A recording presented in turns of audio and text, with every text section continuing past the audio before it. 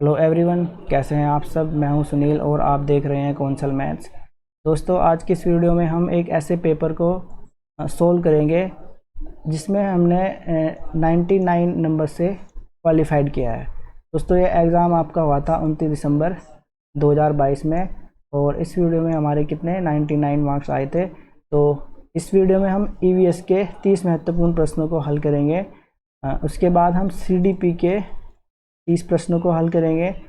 ऐसे ही फिर मैथ्स के और फिर लास्ट में हिंदी के पेडागोजी के प्रश्नों को हल करेंगे। तो चलिए देखते हैं ईवीएस का क्वेश्चन नंबर 1। तो क्वेश्चन नंबर 1 है हमारे पास। हमारे देश में एक ऐसा राज्य है जहाँ के ग्रामीण लोग फसल पकने के पश्चात त्यौहार मनाते हैं। सब साथ में खाना पकाते हैं, खाते हैं, गाते हैं और नाचते हैं। यहाँ का विशेष चिराव नृत्य करते हैं। तो इस नृत्य में बांस की डंडी लेकर दो दो लोगों की जोड़ी ज़मीन पर आमने सामने बैठती है। ढोल की ताल पर लोग बांस की डंडियों को ज़मीन पर पीटते हैं। बांस की डंडियों के बीच लोग एक कतार में खड़े होकर कूदते और नाचते हैं। तो आपको यह राज्य बताना है कि यह राज्य कौन सा है। दोस्तों, ऐसा राज्य कौन सा है? मिज़ोरम। मिज़ोरम ऐसा राज्य है जहाँ पर चिराव नृत्य बहुत ज़्यादा फेमस है। तो ऑप्शन नंबर ए इसमें हमारा करेक्ट आंसर हो जाएगा। अगला प्रश्न है हमारे पास खेजड़ी वृक्ष। दोस्तों, ये भी आपका बार बार रिपीट होता है क्वेश्चन खेजड़ी वृक्ष के बारे में, तो ये भी आपको पढ़ के जाना है। खेजड़ी वृक्ष के बारे में नीचे दिए गए कथनों पर विचार कीजिए। तो ऑप्शंस दे रखे हैं, इनमें से बताना है कि कौन कौन से ऑप्शन खेजड़ी वृक्ष के बारे में सही हैं। यह वृक्ष मुख्यतः रेगिस्तान में पाया जाता है। तो ये करेक्ट दे रखा है हमारा, रेगिस्तान में पाया जाता है। इसे बढ़ाने के लिए अधिक पानी की आवश्यकता नहीं होती है। तो रेगिस्तान में है इसलिए पानी की आवश्यकता नहीं होगी, ये भी हमारा करेक्ट है। इसकी छाल दवाई बनाने के काम आती है और इसकी लकड़ी को कीड़ा भी नहीं लगता है। तो ये भी हमारा करेक्ट है। इसके तने में पानी एकत्र होता है, ये हमारा गलत दे रखा है। यह एक छायादार वृक्ष नहीं है। दोस्तों, ये छायादार वृक्ष है, ठीक है, इसमें दे रखा नहीं है, तो इसलिए ये भी हमारा गलत दे रखा है। तो ऑप्शन नंबर ए, बी, सी तीनों हमारे क्या करेक्ट आंसर हैं। तो इसलिए पहले वाला हमारा करेक्ट आंसर हो जाएगा ए, बी और सी। अगला प्रश्न है हमारे पास, निम्नलिखित में से 3 पेट्रोलियम उत्पादों के समूह को चुनिए। तो पेट्रोलियम के उत्पाद बताने हैं। ऑप्शन है हमारे पास मोम, कोलतार, ग्रीस, पेंट, प्लास्टिक नहीं होगा, एलपीजी है, कोलतार, केरोसिन, डीजल, मिथेन। तो पेट्रोलियम उत्पाद दोस्तों हमारे क्या हैं? मोम, कोलतार और ग्रीस। तो ऑप्शन नंबर ए इसमें हमारा करेक्ट आंसर हो जाएगा। अगला प्रश्न है हमारे पास, किसी एडवोकेट का घर एक्स पर स्थित है। कोई एडवोकेट है, उनका घर कहाँ पे है? एक्स पर स्थित है। कोर्ट वाई पर स्थित है, तो वाई ले लेंगे, एक पॉइंट कोर्ट वाई पर स्थित है। एडवोकेट के घर से कोर्ट जाने की कोई सीधी सड़क नहीं है। अगर एडवोकेट को कोर्ट जाना है तो कोई सीधी सड़क नहीं है इस तरह से कि वो कोर्ट पहुंच जाए, ठीक है। तो आपको बताना है, अतः एडवोकेट पहले ए पर जाते हैं जो ठीक पूर्व में है। पूर्व दिशा मैं यहाँ पे नॉर्थ ले लेता हूँ और यहाँ पे ईस्ट, ऐसे पूर्व, ठीक है। तो पहले 100 मीटर जाते हैं, तो यहाँ से जाएंगे पहले वो 100 मीटर, इस तरह से 100 मीटर जाते हैं। फिर वह बी पर जाते हैं जो कि ठीक ए के दक्षिण में, ये यहाँ पे ए पॉइंट आ गया, ठीक है। ए पर गए पूर्व में, फिर कह रहे हैं कि दक्षिण ए के ठीक दक्षिण में 500 मीटर जाते हैं, फिर वो 500 मीटर जाते हैं, ठीक है। ये 100 है हमारा, तो 500 मीटर चले जाएंगे नीचे ऐसे। तो मान लो ये 500 मीटर हो गया, ठीक है। 500 मीटर जाते हैं, फिर वह सी पर जाते हैं जो कि बी के ठीक पश्चिम में 50 मीटर है। तो यहाँ पे हमारा बी हो जाएगा और फिर वो जाएंगे सी पर जो कि कितना है? 50 मीटर है। तो यहाँ से यहाँ तक 50 मीटर जाएंगे और ये पॉइंट हमारा कितना हो जाएगा? सी। फिर कह रहे हैं अंत में वह वाई पर कोर्ट पहुँचते हैं। फिर उसके बाद वो कहाँ पे जाते हैं? वाई पर कोर्ट पहुँच जाते हैं। तो ये हमारा वाई हमारा कहाँ पे होगा? ये यहाँ पे। तो वाई पे ये कोर्ट में पहुँच जाते हैं, ठीक है। तो फिर कह रहे हैं कि सी के ठीक उत्तर में 60 मीटर दूरी पर कोर्ट के सापेक्ष, अच्छा, यहाँ से भी हमको जाना है, यहाँ से भी हमको 60 मीटर जाना है ऐसे। देखिए 50 और 60 मीटर और जाना है, ठीक है। तो ऐसे जाएंगे यहाँ पे 60 मीटर। तो ये है यहाँ पे कोर्ट की जो स्थिति है, यहाँ पे है। तो पूछ रहे हैं कि कोर्ट के सापेक्ष एडवोकेट के घर की दिशा बतानी है। तो कोर्ट अगर हम यहाँ से खड़े होकर देखेंगे, ठीक है, यहाँ से खड़े होकर देखेंगे तो कोर्ट के सापेक्ष जो एडवोकेट की दूरी होगी वो एडवोकेट का जो घर होगा वो कहाँ होगा, मान लो एक्स यहाँ पे है, ठीक है। यहाँ से 100 जाएंगे तो उत्तर पश्चिम हमारा इसमें क्या, देखो यहाँ उत्तर होगा और इधर पश्चिम होगा, ठीक है। उत्तर और ये पश्चिम। यहाँ से अगर देखेंगे यहाँ पे कोर्ट है तो यहाँ से किस तरफ होगी दिशा, इस तरफ, उत्तर और पश्चिम। तो ऑप्शन नंबर बी इसमें हमारा करेक्ट आंसर हो जाएगा इस तरह से। अगला प्रश्न है हमारे पास, कोई लड़का वलसाड़ से नागरकोइल जाने के लिए 12 सितंबर 2022 को एक ट्रेन में सवार हुआ। यह ट्रेन 17:30 पर, ठीक है, यहाँ पर वलसाड़ से चलकर 14 सितंबर 2022 को 5 बजे नागरकोइल पहुंची। यदि इस समय के अंतराल में ट्रेन द्वारा चली गई दूरी कितनी है, 2059 किलोमीटर है। तो ट्रेन की औसत चाल बतानी है कि ट्रेन की औसत चाल कितनी है। तो दोस्तों इसमें सबसे पहले आपको एक फॉर्मूला याद होना चाहिए। चाल बराबर क्या होता है आपका, दूरी बटा समय, ठीक है। तो और ये कह रहे हैं कि ट्रेन की औसत चाल कितनी है, ठीक है। तो चाल बतानी है, तो कुल की गई दूरी और कुल लिया गया समय, इसमें हमको दूरी बटा समय निकालना है। तो सबसे पहले क्या करेंगे, वलसाड़ से जो प्रस्थान उसने क्या प्रस्थान किया, ठीक है। प्रस्थान कहाँ से किया, वलसाड़ से। वलसाड़ से नागरकोइल जाना है उसको। तो 12 सितंबर 2022 को ट्रेन में सवार हुआ और यह ट्रेन कितने 17:30 पर नागरकोइल पहुँचेगी। तो यहाँ से हमको क्या निकालना है, कुल समय निकालना है। तो टोटल समय निकालेंगे।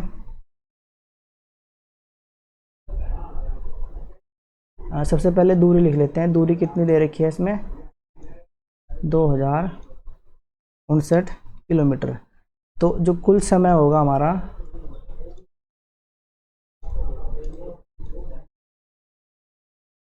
कुल समय जो होगा हमारा, देखिए दोस्तों, वो निकले 12 सितंबर को और फिर कब पहुँचे हैं, 14 सितंबर को। 12 सितंबर को ये 17:30 हो रहा है, मतलब कि 12 और 5 17 होता है। तो ये 5:30 बजे निकले, 5:30 बजे निकले 12 सितंबर को और फिर कितने पहुँचे हैं, 5 बजे नागरकोइल पहुँचे हैं। तो 12 13 14, ठीक है। तो कितने लग रहे हैं दोस्तों, 3 दिन लग रहे हैं ना। तो कितने लगेंगे इसमें हमारे 30 घंटे, सॉरी 35 घंटे और 30 मिनट, मतलब कि 35.5 घंटे। यहाँ से ऐसे, क्योंकि 5 से 5 तक लगाएंगे, 30 एक्स्ट्रा दे रखा है ना। तो ये 5:30 दिया हुआ है, 5:30 से 5 लगाएंगे तो 35 हो जाएंगे ना, 35 घंटे। और 12 से लेके 14 तक देखना है हमको, 12 सितंबर से 14 सितंबर। तो 12 से 13 तक 24 घंटे, फिर 13 से अगले 5:30 तक ऐड करके कितना हो जाएगा उसमें, 35 हो जाएगा, 35.5 घंटे। तो अभी हमारे पास कितना आ गया, टोटल समय आ गया, ठीक है। तो हमारा फॉर्मूला होता है दूरी बटा समय। तो दूरी कितनी है हमारी, 2059, और यहाँ से हम क्या करेंगे, इसको डिवाइड करेंगे 35.5 घंटे से, ठीक है। तो दोस्तों यहाँ से क्या करेंगे, देखो ये पॉइंट हटाना है तो मल्टीप्लाई करेंगे और ऊपर दशमलव का 1 लगाएंगे और 0 बढ़ाएंगे तो ये हट जाएगा। तो अभी हमारा कितना आ जाएगा, ये आ जाएगा 20,910 और फोन में कितना आ जाएगा, ये इस तरह से, ठीक है। तो देखो 0 आ रहा है और नीचे 5 आ रहा है। तो 5 से जब हम इसको काटते जाएंगे तो ये कट जाएगा। तो 355 की जब हम गुणा किस में करेंगे दोस्तों, 58 में करेंगे, है ना। पहले 5 बार कटेगा और फिर 8 बार कटेगा। तो 355 से जब इसको काटेंगे तो पूरा पूरा कट जाएगा, 58 आएगा हमारा। तो ऑप्शन नंबर सी इसमें हमारा करेक्ट आंसर हो जाएगा 58 किलोमीटर प्रति घंटा। अगला प्रश्न है हमारे पास, निम्नलिखित में से कौन सा विकल्प गंगा जल को स्वच्छ करने के लिए एक परियोजना मिशन है? गंगा जल को स्वच्छ करने के लिए परियोजना मिशन कौन सा है, ये बताना है। तो ऑप्शन है हमारे पास जल शक्ति, नमामि गंगे, गंगा आमंत्रण अभियान जल शक्ति, राष्ट्रीय स्वच्छ Ganga mission, Ganga action plan. तो दोस्तों ऑप्शन नंबर सी हमारा करेक्ट आंसर है। कौन सा मिशन होगा, कौन सा परियोजना मिशन चलाया है गंगा जल को साफ रखने के लिए? राष्ट्रीय स्वच्छ गंगा मिशन। अगला प्रश्न है हमारे पास, भोजन के निम्नलिखित समूहों में से उस समूह का चयन कीजिए जिसमें सभी इकाई प्रोटीन समृद्ध होते हैं। ठीक है, ऐसे समूह का चूज करना है, ऐसे समय का चयन करना है जिसमें क्या प्रोटीन होता है, सबसे ज़्यादा प्रोटीन होता है। कौन से समूह में होता है? तो अंडे में होता है, दाल, मछली। तो यही हमारा करेक्ट आंसर रहेगा, अंडे, दाल और मछली। तो ऑप्शन नंबर देखो मक्का दे रखा है, मक्का में हमारा कार्बोहाइड्रेट होता है। ठीक है, तो ये भी हमारा नहीं होगा। चावल में भी कार्बोहाइड्रेट होता है, ये भी नहीं होगा। संतरा, मक्खन, इसमें हमारी विटामिन होती हैं। और तो इसलिए बेस्ट ऑप्शन हमारा क्या होगा, अंडे, दालें और मछली। तो ऑप्शन नंबर ए इसमें हमारा करेक्ट आंसर हो जाएगा। अगला प्रश्न है हमारे पास, निम्नलिखित में से वह युग्म चुनिए जो हमारे देश के एक राज्य और एक केंद्र शासित प्रदेश से मिलकर बना है। तो ऑप्शन है हमारे पास अरुणाचल प्रदेश और पुदुचेरी, जम्मू और कश्मीर और अंडमान एवं निकोबार द्वीप समूह, मिजोरम और झारखंड, बिहार और नागालैंड। दोस्तों ऑप्शन नंबर ए इसमें हमारा करेक्ट आंसर हो जाएगा, अरुणाचल प्रदेश और पुदुचेरी। अगला प्रश्न है हमारे पास, निम्नलिखित में से राज्यों के उस समूह को चुनिए जिनके समुद्र तट बंगाल की खाड़ी पर स्थित है। तो बंगाल की खाड़ी पर बताना है कौन किसके तट स्थित हैं। ऑप्शन है हमारे पास आंध्र प्रदेश, ओडिशा और तमिलनाडु। पश्चिम बंगाल, ओडिशा, कर्नाटक, पश्चिम बंगाल, तमिलनाडु और गुजरात, और तमिलनाडु, ओडिशा, महाराष्ट्र। तो ये भी हमारा नहीं होगा, ये भी हमारा नहीं होगा, क्योंकि गुजरात हमारा भारत के नक्शे में किधर आता है, इस तरफ आता है। ये हमारा गुजरात हो गया इस तरफ। और ठीक है, ये हमारा गुजरात हो गया, और महाराष्ट्र आपका इधर आता है, गुजरात आपका ये हो गया। तो ये नहीं होगा। तो दोस्तों करेक्ट आंसर इसमें ऑप्शन नंबर ए हो जाएगा हमारा, आंध्र प्रदेश, ओडिशा और तमिलनाडु। ठीक है, बंगाल की खाड़ी आपने, क्योंकि ये तीनों किधर आते हैं, तमिलनाडु आपका इधर आता है। ठीक है, और ओडिशा भी आपका यहाँ को है, और तमिलनाडु ये आंध्र प्रदेश, ओडिशा और तमिलनाडु तीनों क्या है, बंगाल की खाड़ी को टच करते हैं। ये तो इधर ही आपकी बंगाल की खाड़ी है। तो यहाँ से ये वाले ऑप्शन हमारे करेक्ट हो जाएगा, ऑप्शन नंबर ए। अगला प्रश्न है हमारे पास, मध्य प्रदेश के 3 समीपवर्ती राज्य बताने हैं, कौन कौन से हैं? तो उत्तर प्रदेश, छत्तीसगढ़, महाराष्ट्र, गुजरात, राजस्थान, बिहार। उत्तर प्रदेश, राजस्थान वाला नहीं होगा, ठीक है, क्योंकि राजस्थान बीच में है, और गुजरात वाला भी नहीं होगा। ठीक है, उत्तर प्रदेश से तो काफ़ी मध्य प्रदेश से तो काफ़ी दूर है गुजरात। ठीक है, तो समीपवर्ती कौन सा हो जाएगा? ऑप्शन नंबर ए हमारा करेक्ट आंसर हो जाएगा, उत्तर प्रदेश, छत्तीसगढ़ और महाराष्ट्र। ठीक है, मध्य प्रदेश के 3 समीपवर्ती राज्य हो जाएंगे, उत्तर प्रदेश, छत्तीसगढ़ और महाराष्ट्र। अगला प्रश्न है हमारे पास, निम्नलिखित में से कौन से रोग मच्छरों के द्वारा जनित हैं? मच्छरों से कौन से रोग फैलते हैं, ये बताना है। तो ऑप्शंस दे रखे हैं, इनमें से बताना है कौन कौन से। निमोनिया मच्छरों से नहीं होता है, डेंगू फैलता है, खसरा नहीं होता है, मलेरिया फैलता है। तो बी और डी करेक्ट आंसर है, option number C. Option number C हमारा करेक्ट हो जाएगा, बी और डी। अगला प्रश्न है हमारे पास, किसी परितंत्र में निहित है, तो किसी परितंत्र में कौन कौन से निहित हैं ये देखना है, ये बताना है। एक क्षेत्र के केवल जीवित प्राणी, एक क्षेत्र के केवल भौतिक कारक, एक क्षेत्र के जीवित प्राणी एवं भौतिक कारक दोनों, तो यही हमारा करेक्ट आंसर हो जाएगा। ठीक है, किसी परितंत्र में क्या क्या होता है, जीवित प्राणी भी होते हैं और भौतिक कारक दोनों होते हैं, तो ऑप्शन नंबर ए हमारा करेक्ट आंसर हो जाएगा, सॉरी सी हमारा करेक्ट आंसर हो जाएगा। अगला प्रश्न है हमारे पास, राज्य और नृत्य के सही युग्म का चुनाव कीजिए। तो राज्य दे रखे हैं, कौन से राज्य में कौन सा नृत्य है वो सही युग्म बताना है। ठीक है, सही युग्म इनमें से कौन सा है, तो कर्नाटक, कथक, तमिलनाडु, लावणी, असम, बुया, आंध्र प्रदेश, कुचिपुड़ी। तो दोस्तों इसमें ऑप्शन नंबर डी हमारा करेक्ट आंसर हो जाएगा, आंध्र प्रदेश कुचिपुड़ी। ठीक है, देखिए ये हमारा गलत ऑप्शन दे रखा है। कथक हमारा कहाँ का है, कथक उत्तर प्रदेश से है। ठीक है, और बुया, बुया हमारा कहाँ से है, अरुणाचल प्रदेश से है। और लावणी क्या, महाराष्ट्र, ये महाराष्ट्र का है। ठीक है, तो तीनों हमारे गलत ऑप्शन दे रखे हैं।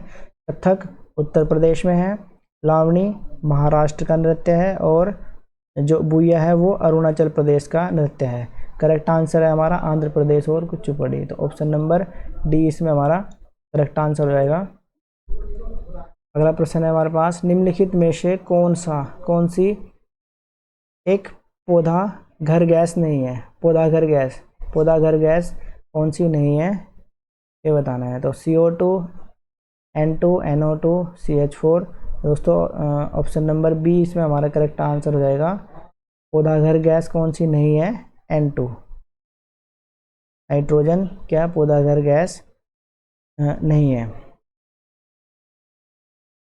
अगला प्रश्न है हमारे पास, ओजोन की परत अवक्षय को नियंत्रित करने हेतु 1987 में एक अंतर्राष्ट्रीय संधि पत्र समझौता पर हस्ताक्षर किए गए, तो जिसे कहा जाता है, तो उसे क्या कहा जाता है ये बताना है। ऑप्शन है हमारे पास क्योटो संलेख, मॉन्ट्रियल संलेख, पेरिस संधि या दोहा संधि। तो दोस्तों ऑप्शन नंबर बी इसमें हमारा करेक्ट आंसर हो जाएगा। क्या कहा जाता है, मॉन्ट्रियल संलेख।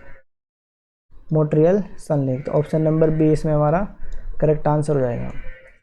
अगला प्रश्न है हमारे पास, ईवीएस में नैदानिक परीक्षण शिक्षक की सहायता से करेंगे। तो ऑप्शंस दे रखे हैं, इनमें से बताना है कौन कौन से ऑप्शंस हमारे करेक्ट हैं। छात्रों की बुद्धि लब्धि ज्ञात करने में, या ईवीएस के शिक्षण अधिगम के दौरान छात्रों द्वारा सामना की गई वस्तुओं के अवलोकन करने में, या छात्रों के अधिगम की गति का आकलन करने में, या ईवीएस। देखिए दोस्तों ऑप्शन नंबर सी इसमें हमारा करेक्ट है, और ऑप्शन नंबर बी भी इसमें हमारा क्या करेक्ट है। ईवीएस के शिक्षण अधिगम के दौरान छात्रों द्वारा सामना की गई समस्याओं का आकलन करने में या नैदानिक परीक्षण सहायता करता है। ठीक है, और छात्रों के अधिगम की गति का आकलन करने में भी नैदानिक परीक्षण सहायता करता है। तो बी और सी इसमें करेक्ट है। तीसरा देखते हैं, ईवीएस में छात्र कितना बढ़िया प्रदर्शन करेगा यह याद करने में, ये भी नहीं होगा। तो बी और सी इसमें हमारा करेक्ट आंसर है। ऑप्शन नंबर 4 इसमें हमारा करेक्ट आंसर हो जाएगा। अगला प्रश्न है हमारे पास, प्राथमिक स्तर पर निर्माणात्मक आकलन सम्मिलित करता है शिक्षकों को उनके शिक्षण की प्रभावशीलता के बारे में प्रतिपुष्टि देना। तो ये हमारा करेक्ट है। शिक्षण में कमियों को पहचानना, ये भी करेक्ट है। मासिक रिपोर्ट का कार्ड बनाना, ये हमारा गलत ऑप्शन दे रखा है। छात्रों के अधिगम अंतराल को ज्ञात करना, ये भी हमारा क्या करेक्ट है। तो ए बी और डी ऑप्शन नंबर बी इसमें हमारा करेक्ट आंसर हो जाएगा, सेकेंड वाला ए बी और डी। अगला प्रश्न है हमारे पास, निम्नलिखित में से कौन सी एक अप्रक्षेपित शिक्षण सामग्री है। तो ऑप्शन है हमारे पास चार्ट, स्लाइड, फिल्म स्ट्रिप, एपिडिस्कोप। तो ये बताना है अप्रक्षेपित सामग्री कौन सी है ये बताना है। तो ऑप्शन नंबर है हमारा चार्ट, स्लाइड। तो दोस्तों चार्ट हमारा क्या इसमें करेक्ट आंसर हो जाएगा। अप्रक्षेपित सामग्री पूछ रहे हैं तो ऑप्शन नंबर ए इसमें हमारा क्या करेक्ट आंसर हो जाएगा। अगला प्रश्न है हमारे पास, श्री रोहन ने विषय जल संरक्षण पर एक भूमिका निर्वहन का आयोजन किया। अपनी कक्षा में रोहन द्वारा इस भूमिका निर्वहन को आयोजन करने का क्या उद्देश्य है ये बताना है। ऑप्शन है हमारे पास वह छात्रों को भावी पीढ़ियों के लिए जल संरक्षण की आवश्यकता के प्रति संवेदनशील बनाना चाहता है, या वह छात्रों के समाज में जल संरक्षण के विषय में जानकारी के अभाव से अवगत कराना चाहता है। दोस्तों ऑप्शन नंबर ए मुझे इसमें करेक्ट आंसर लग रहा है, क्योंकि इसमें क्या है, वह छात्रों को भावी पीढ़ियों के लिए जल संरक्षण की आवश्यकताओं के प्रति संवेदनशील पॉजिटिव टैग वर्ड मिल रहा है। तो ऑप्शन नंबर ए इसमें हमारा करेक्ट आंसर हो जाएगा। वह भूमिका निर्वहन द्वारा छात्रों में विश्वास का स्तर ऊपर उठाना चाहता है। तो ये भी नहीं होगा। वह जल संरक्षण के विषय में छात्रों के विचार जानना चाहता है, जिससे उन्हें सही मार्गदर्शन प्रदान कर सके। ठीक है, तो मुझे करेक्ट ऑप्शन नंबर ए हमारा करेक्ट आंसर हो जाएगा। ठीक है, संरक्षण की आवश्यकता के प्रति क्या संवेदनशील बनाना चाहता है। अगला प्रश्न है हमारे पास, ईवीएस की पाठ्यचर्या की रूपरेखा बनाई गई है, तो किस तरह से बनाई गई है, किस परिप्रेक्ष्य में बनाई गई है, ये बताना है। तो ऑप्शन है हमारे पास अधिगम के संरचनात्मक परिप्रेक्ष्य में, अधिगम के समकालित परिप्रेक्ष्य में, अधिगम के अनुचिंतनीय परिप्रेक्ष्य में, या अधिगम के सामाजिक रचनावाद के परिप्रेक्ष्य में। तो ऑप्शन नंबर डी इसमें हमारा करेक्ट आंसर हो जाएगा, अधिगम के सामाजिक रचनावाद के परिप्रेक्ष्य में। अगला प्रश्न है हमारे पास, कक्षा में ईवीएस विषयों का संपादन करते समय शिक्षक को निम्नलिखित में से किससे बचना चाहिए। तो ऑप्शन है हमारे पास छात्रों को प्रश्न पूछने के लिए हतोत्साहित करने से, भूमिका निभाने से, कठपुतलियों के उपयोग से, या समूह कार्य से। दोस्तों ऑप्शन नंबर ए इसमें हमारा करेक्ट आंसर हो जाएगा, छात्रों के प्रश्न पूछने को हतोत्साहित करने से बचना चाहिए। नेगेटिव टैग वर्ड दे रखा है, इसलिए इससे बचना चाहिए। ऑप्शन नंबर ए हमारा करेक्ट आंसर हो जाएगा। अगला प्रश्न है हमारे पास, छात्रों के लिए ईवीएस पाठ्यक्रम में विषयों और उप विषयों का चयन क्यों किया गया है। तो ऑप्शन है हमारे पास विज्ञान, सामाजिक विज्ञान और पर्यावरण शिक्षा में मुद्दों का एक सामान्य अंतर्पृष्ठ प्रदान करने के लिए, या दिलचस्प तरीके से ईवीएस सिखाने के लिए, गतिविधियों को सरल से जटिल की ओर संचालित करने के लिए, या तत्काल पर्यावरण की बेहतर समझ विकसित करने के लिए। तत्काल कोई भी समझ विकसित नहीं कर सकते हैं। तो इसमें करेक्ट आंसर दोस्तों हमारा option number A correct answer हो जाएगा, विज्ञान, सामाजिक विज्ञान और पर्यावरण शिक्षा के मुद्दों को एक सामान्य अंतर्पृष्ठ प्रदान करने के लिए। ऑप्शन नंबर ए इसमें हमारा करेक्ट आंसर है। अगला प्रश्न है हमारे पास, निम्नलिखित में से कौन सा विषय उपविषय नीचे दी गई दक्षता से संबंधित हो सकता है। उन लोगों के लिए परामर्श और मानसिक कल्याण के बारे में सुझावों का मूल्यांकन करता है जिन्होंने आपदा का सामना किया है और अपने घर को खोने के आघात का सामना किया है। तो ऑप्शन है हमारे पास यात्रा, आश्रय, कार्य और खेल, जल। तो ऑप्शन नंबर बी हमारा करेक्ट आंसर हो जाएगा, आश्रय। अगला प्रश्न है हमारे पास, ईवीएस में जल की बर्बादी और इसके शिक्षण के लिए सबसे उपयुक्त रणनीति क्या हो सकती है। सबसे उपयुक्त रणनीति बताना है। तो चर्चा, सर्वेक्षण और चर्चा, साक्षात्कार, या फिर प्रयोग। दोस्तों सर्वेक्षण और चर्चा इसमें हमारा करेक्ट आंसर हो जाएगा, ऑप्शन नंबर बी। अगला प्रश्न है हमारे पास, छात्रों की पर्यावरण समग्र समझ विकसित करने के लिए निम्नलिखित में से कौन सा अनुभव अत्यंत महत्वपूर्ण है, ये बताना है। ऑप्शन है हमारे पास प्रासंगिक अनुभव, अमूर्त अनुभव, वैश्विक स्थानीय अनुभव, या फिर समावेशी अनुभव। तो दोस्तों ऑप्शन नंबर ए हमारा करेक्ट आंसर हो जाएगा, प्रासंगिक अनुभव। अगला प्रश्न है हमारे पास, एक ईवीएस शिक्षक समूह कार्य के दौरान सहयोग के आकलन के लिए एक सहकर्मी आकलन रूब्रिक तैयार करता है। तो निम्नलिखित में से कौन सा आयाम सहयोग का हिस्सा नहीं होना चाहिए। तो ऑप्शन है हमारे पास भागीदारी, नेतृत्व, सहयोग, या वियोजन। तो दोस्तों ऑप्शन नंबर 4 हमारा करेक्ट आंसर हो जाएगा, वियोजन। अगला प्रश्न है हमारे पास, निम्नलिखित में से कौन सा जल के विषय में संबंधित त्यौहार मनाते समय बच्चों के संज्ञानात्मक विकास के साथ साथ सामाजिक भावात्मक पहलुओं को जोड़ने के लिए पर्याप्त अवसर प्रदान करता है। तो इनमें से बताना है जो भी हमारा करेक्ट आंसर हो जाएगा, जो भी हमारा करेक्ट आंसर होगा। ठीक है, तो ऑप्शन से हमारे पास बच्चों को लोकगीत सुनाने या गाने के लिए प्रोत्साहित करना, प्रयोग, साक्षात्कार या सर्वेक्षण। दोस्तों ऑप्शन नंबर ए हमारा करेक्ट आंसर हो जाएगा। बच्चों को लोकगीत सुनाने और गाने के लिए प्रोत्साहित, हमें पॉजिटिव टैग वर्ड मिल रहा है, तो ऑप्शन नंबर ए इसमें हमारा क्या करेक्ट आंसर हो जाएगा। अगला प्रश्न है हमारे पास, ईवीएस में किसी समस्या या चिंता से संबंधित विषय सीमाओं को तोड़ने में निम्नलिखित में से कौन सा प्रभावी होगा। तो ऑप्शन है हमारे पास समूह चर्चा, प्रदर्शन, व्याख्यान या फिल्म शो। दोस्तों समूह चर्चा हमारा क्या बेस्ट करेक्ट आंसर होगा, समूह चर्चा। ठीक है। तो अगला प्रश्न है हमारे पास, ईवीएस कक्षा में प्रयुक्त निम्नलिखित में से कौन सा प्रक्रिया कौशल प्रयोग आधारित करके विकसित किया जा सकता है। कौन सा प्रक्रिया कौशल प्रयोग आयोजित करके विकसित किया जा सकता है, ये बताना है। अवलोकन कौशल, याद रखने का कौशल, दृश्य कौशल, पहचानने का कौशल। दोस्तों ऑप्शन नंबर ए हमारा करेक्ट आंसर हो जाएगा, अवलोकन कौशल। अगला प्रश्न है हमारे पास, कक्षा में ईवीएस विषय का संपादन करते समय शिक्षक को निम्नलिखित में से किससे बचना चाहिए। किससे बचना है ये बताना है। समूह चर्चा से बचना है, ठीक है, या फिर स्कूल आधारित आकलन से, या छात्रों द्वारा सही उत्तरों पर जोर देना, सामुदायिक स्थानों का भ्रमण। ठीक है। तो दोस्तों ऑप्शन नंबर ये सी वाला हमारा करेक्ट आंसर रहेगा।